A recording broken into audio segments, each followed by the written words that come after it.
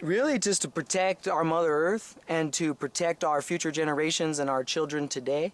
And it's kind of like we ask, like, you know, what seeds are we planting for our future generations? And these are the seeds that we're planting for our future generations. We honor all our ancestors who brought these seeds to us, who through their hard work and their life and their journey brought us the seeds that we plant today. You know, we're not disconnected from that. And that's what keeps me going, you know, all the time. We saw the sun come up today because it's Dia de San Isidro, the patron saint of agriculture, and we're out here celebrating. We got our garlic all trimmed up, you know, we're doing it up, and we got kids coming out here actually in 45 minutes that are gonna just check it. You know, it's really nice, and that's what keeps me going is the youth. The youth give me medicine, and they are medicine, and we need to be their medicine. You know, we need mentorship. That's what we're all about, intergenerational mentorship. You know, taking the youth to the elders so they can learn from the elders, they can communicate with the elders, learn how the elders communicate to the plants, learn how the elders communicate with the land and with the water. You know, that's what keeps me going, and that's what I think what's amazing about this space. We have drip system agriculture over here donated by New Mexico State University that La Placita is doing, and we got sembradores across the way pulling from the acequia, bringing water from the acequia, you know, different styles. They're different styles, but we're doing it. There's a hoop house over there that's got greens up to here, you know, just because they got away from us, we got to keep it going and keep it going. It's like learning different styles is what keeps me going. Learning different techniques, learning how, like Miguel always tells us, it's arte. You know, this is arte. And to see people's different arte and to see how they interact with the crops and how they do it, and, you know, and to let them do that too, because, you know, when you plant crops and you do your painting too, it's sensitive too, you know, but to like have the sacrifice or the surrendering to watch other people do it too and watch how they do it and not try to control how they do it, but to, you know, help each other, you know, and help each other just listen to what the crops are saying and to remember that. So I think that's what's best, and what I think, you know, is important for the future of agriculture in New Mexico and for, you know, the U.S. in general. But I think New Mexico, just to big up New Mexico and big up all the people, like Mike was saying, there's so many people here,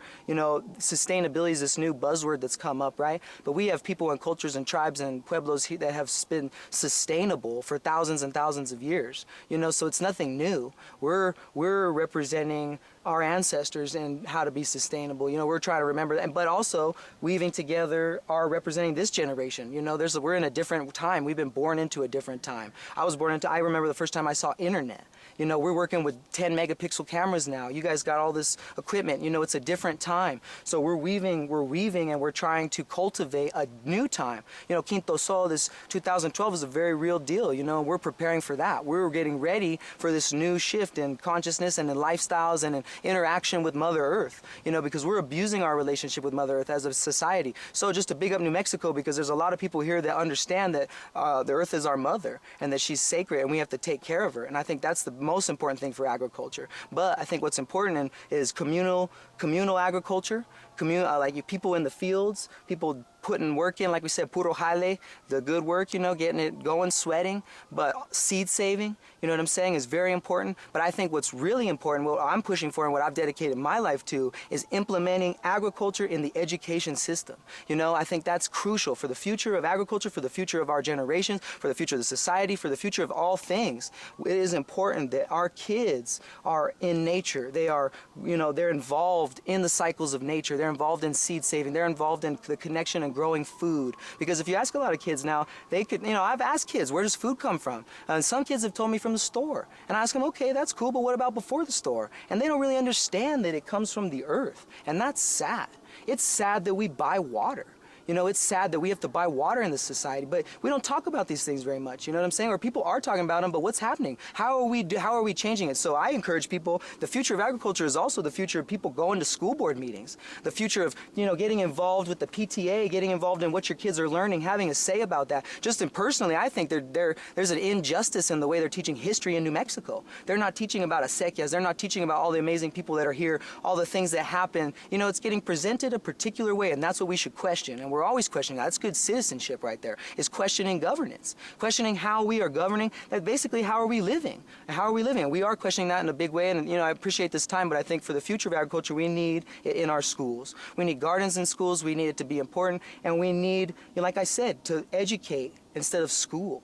We need to do organic agriculture instead of this crazy petroleum-based modern food production. It's destroying the earth, and it's destroying our children, literally. You know, and it's hard, it's complex to document and quantify, you know, but we could see it. We could see it in diabetes. We could see it in ADD and all this crazy, you know, craziness that's happening, you know, and I don't want to get into it because we don't even have time for it, but I think if we could get kids in the fields eating good food, that's a big thing. They don't eat good food in schools. What's available? Snack food, junk food, soda. That's the only food that's readily available. How come we don't have fruit in there? Well, because we're not supporting it. We're not supporting our local farmers. You know, we got a big subsidized monocrop society that's subsidizing big old farmers, but not our local guys. You know, and that's the phase. And there are people supporting, like Mike had a good tone. I don't want to jam it so much because there are people doing amazing things. You know, big up to all the foundations. We just got an amazing blessing from the Kindle Project. Just as big up them. They're supporting this work. I mean, it's blowing up. This is, grassroots is a very real deal. And what we're seeing is grassroots come to flower. We're flowering. You know, we're flowering through community gardens, through having our own after-school programs, through having our own curriculums,